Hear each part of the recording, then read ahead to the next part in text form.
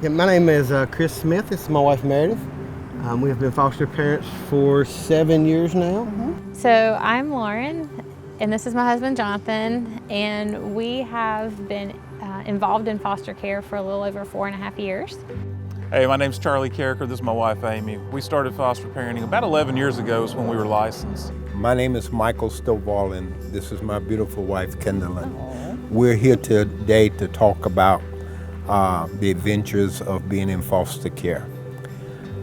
We have been foster care parents together for 2 years, although I have a previous experience for about 5 years with a 4-year-old with my first wife who passed away. We started fostering because we felt led to adopt, to expand our family. You know, we got started in all this because we weren't sure we could have kids of our own. We had been married about 8 years, and Amy came to me and said that she had a calling that we were supposed to adopt. My reaction at first was probably shock and awe and total confusion, absolutely. But you know, after we got to thinking about it and praying about it, I told her, I said, you know, I felt like if adoption was the route we were supposed to go, we were supposed to do it locally. Our journey started reaching out and calling Jessica and just trying to understand where we might be able to fit in to kind of help with kids in need. And we started through the MAP classes, and after completing the MAP classes and we got licensed, we just sat and waited for kids who needed a home to be loved in. By the time we finished MAP classes, we realized that we didn't want to just adopt, that we were open to fostering as well. So through that experience, our perspective was completely changed. It was incredible, the people that we met and getting to know some of the social workers. It just became like an extended family. I think it was a 10-week class.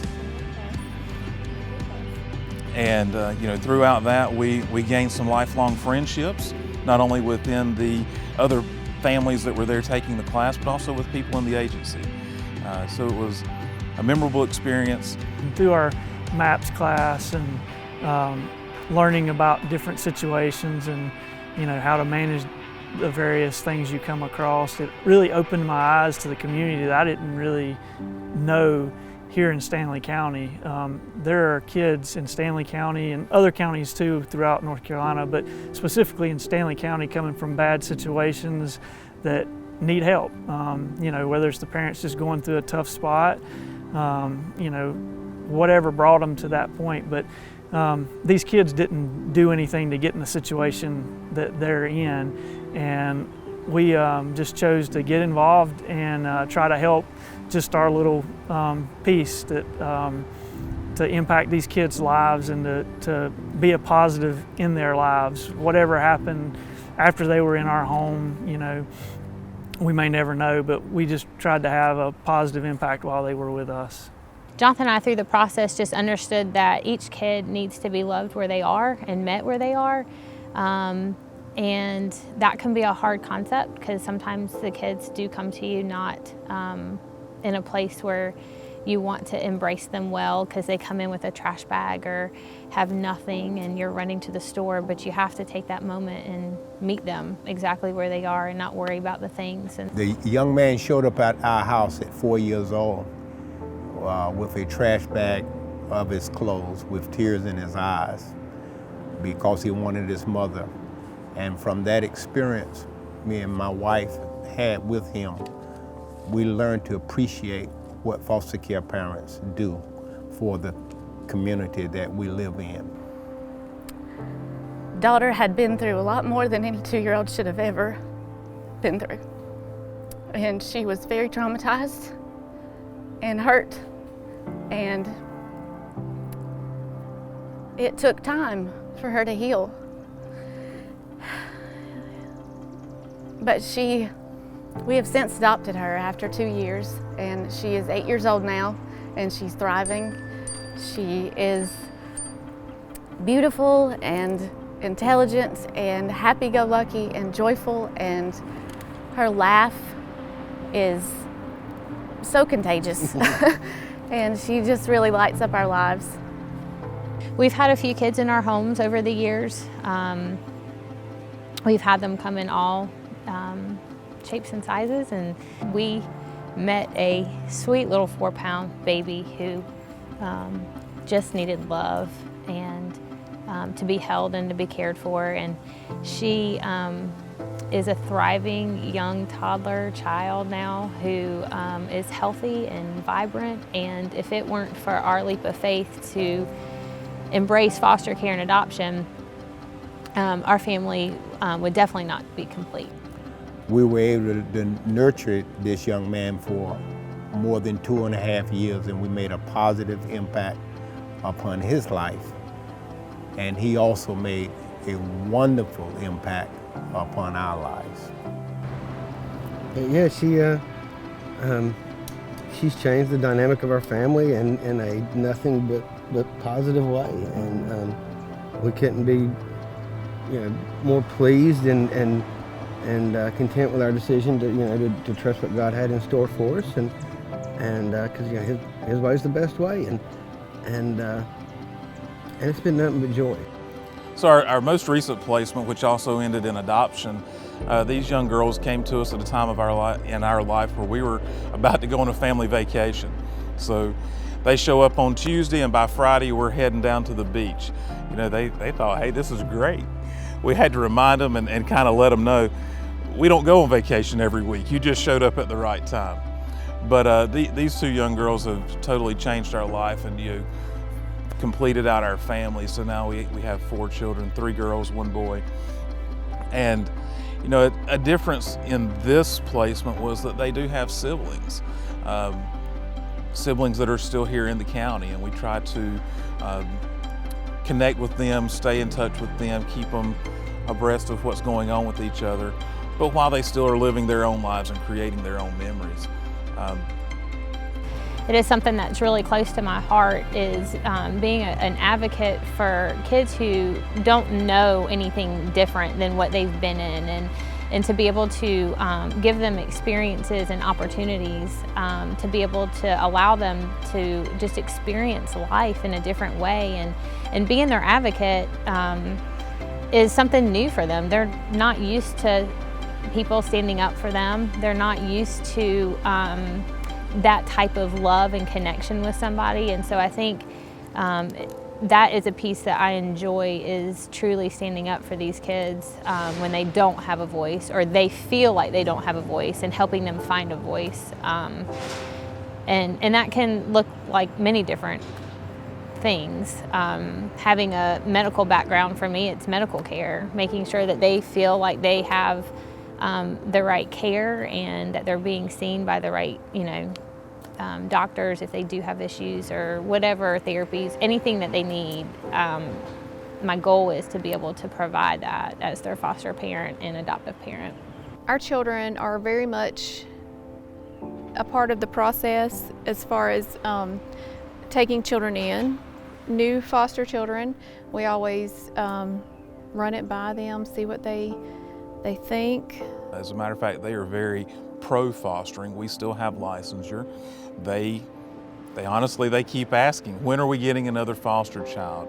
And for all the reservations that Amy and I had, the fears of how will they react, it's been totally amazing. We feel that it's because it's a God-ordained thing that Amy felt like we were supposed to adopt since she was little.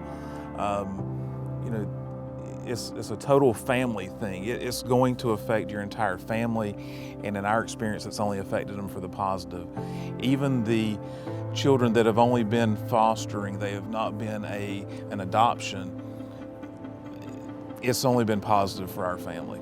My kids, I think that's one of the most, rewarding things for us is our kids, including our daughter, but we have 2 sons as well, 2 biological sons as well, who are 6 and 12, but they get really excited about the mission. They get excited that somebody's coming to stay at the house. They get excited to get a new friend or a new brother or sister, as I often call them, and it's just been one addition to the family after another. Our 2 oldest girls have their own bedroom, but they choose to sleep together every night. They'd probably kill me if they knew I said that. But Good job, Mom. I know they choose to sleep together every night just because it's just amazing to see that bond, even though they are not biological sisters. That bond and that love for each other is so strong. So I wouldn't tell anybody to shy away from fostering or possible adoption when you have your own biological children and you're just getting into it. And another part of being our advocate is allowing them to be able to get to their visits and to see their birth family and whoever may show up. And with that, you know, there can be drama, but everybody has drama, and you know, there can be disappointment, but we all face disappointment. So it's working with the kids through that, with wherever they are in their stage of life. For a 2-year-old, it looks completely different than an infant. But at the end of the day, trying to get to know the parents through those visits, or any opportunities when they do reach out to try to talk to their child, or those are ways to form a bond with that parent, and those bonds, they don't go unnoticed. You know, they just don't go unnoticed. And so I think that in our case, we've always been very open with with the birth parents involved. I've tried to be there for the visitations and rework my schedule to do that, so that I can get to know these parents on a different level. It's not just through a phone. They can see me face to face. They understand what I'm doing for their child and caring for their child, and just having an adult conversation with somebody and try to come alongside them to help them parent. Even if they're not in physical custody of their child, they still need that shared parenting, to where we can come alongside and do that with them. Well, I think it's really important that, you know, when you go into the foster situations, you know, we tried very hard to never speak bad about the parents, because that's not our place. You know, the courts have their thing that they're doing. We're there to take care of the kid. So we always approached it like it's not our place to say negative things about them. Of course, not in front of, you know, anybody, our kids or families. We always tried to, you know, be positive in all we said to them, because, you know, we hoped they would get their lives straightened up. They would be able to overcome whatever trial was put in front of them, so they could be in a better place. And I think by doing that, it did make it easier to transition from fostering to adoption in the long run. Not all placements are long. Not all placements end up in adoption. These girls were only with us for 2 weeks and they returned home. We had another placement who was 11 months when he came, and we kept him for 4 months, and that was I think it's a unique case, so to speak. Even though he was in our life for a short amount of time, we still are able to keep in touch with his grandmother, who he now lives with, and able to see him grow, and he has flourished. And so that's been a really positive thing for us, to see him or see children reunited with biological parents or grandparents or a family member. When a child comes into your life, whether it be a short amount of time or a long amount of time, you don't know what's going to be whenever they show up, but you attach. So there's a loss, there's a grief period whenever the child does return home, even though you know it's what is best for them. But the way Amy and I have had to approach it is, we're the adults. We need to attach. We need to love the children just as they are our own. And then if somebody gets hurt, it needs to be us. You know, it doesn't need to be the child. It's not about us. It's not about us. It's about them, and they need that attachment. And we, as adults, can cope with the loss. But the opportunity to love on them while they're in our home is worth the grief that we feel afterwards. Grief is always the cost of love. but love is worth it every single time. So that's how I would address that, that if you do have that feeling, I couldn't do that because I would get too attached, and you are exactly the right person to foster parent. You wake up every day in a house in this country, you're fortunate, whether you know it or not. And to see people have a lot less, and to see my children be able to show Christ's love, to show compassion, to show empathy, to befriend them and love them just like they've always been there as soon as they come in the door. And and that's why it's easy, because of my kids. It's easy because of the way they love them. It makes it easy for us, because they don't put up barriers. They come in and it's hey, welcome to our home, and that's how we look at it. So we got, like I said, we got that phone call today. Somebody needed a place to stay and a bed, and we said bring them on, because that's what we do, and we love it, and we're going to continue to do it as long as we're able. Right. We had a placement of a 13-year-old girl and her 3-year-old brother, and that was stepping way out of our comfort zone. We had said from the beginning that we didn't feel comfortable. With 5 children or teenagers? Or teenage girls? With taking placements that were older than our oldest son, so that was way out of our comfort zone. But that was just one of the most blessed adventures that we've been on. She and I bonded quickly. She was lost. She was so lost, and she had experienced things and seen things and didn't understand that she was only 13. She was a child, and she didn't get a chance to really have a childhood.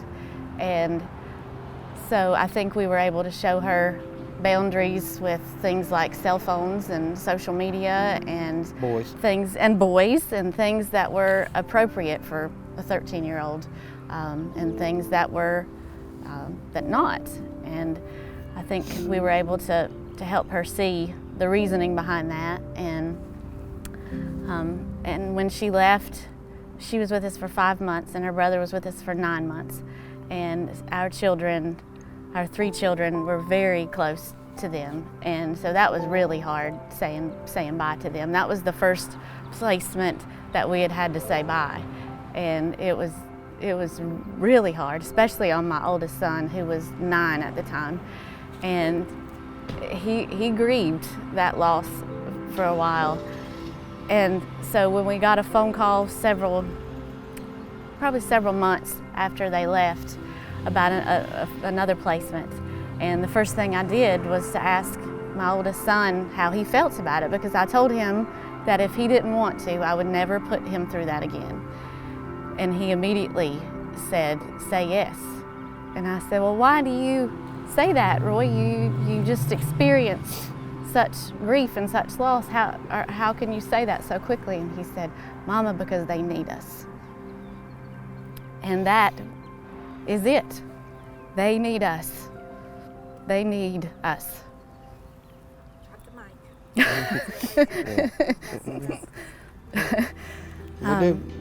have it's a calling. It's, like I said, there's no doubt this is where God wants us to be, and